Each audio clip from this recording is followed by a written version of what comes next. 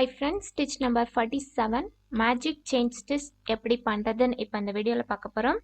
So magic chain stitch அப்படின்னா இந்த மாதிரி 2 டிஃப்ரெண்ட் கலர் காம்பினேஷன் யூஸ் பண்ணி நம்ம வந்து ஸ்டிச்சஸ் போடுறது செயின் ஸ்டிச் தான். சில்க் த்ரெட் வந்து டபுள் த்ரெட்டாக தான் எடுத்து ஸ்டிச் போட போகிறோம்.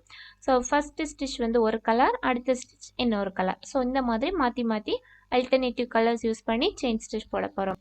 ஸோ அதுக்கு இந்த மாதிரி 2 டிஃப்ரெண்ட் கலர்ஸில் த்ரெட் எடுத்துக்கோங்க. த்ரெட் வந்து டபுள் த்ரெட்டாக தான் எடுத்துருக்கோம். ஸோ ஃபர்ஸ்ட் என்ன பண்ணிக்கோங்கன்னா த்ரெட் எடுத்து இந்த மாதிரி சேர்த்து வச்சு நாட் போட்டுக்கலாம்.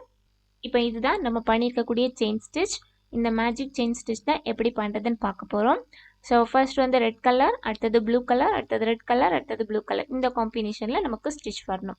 ஸோ ஃபர்ஸ்ட் ஸ்டார்டிங்லேருந்து த்ரெட் எடுக்க போகிறோம்.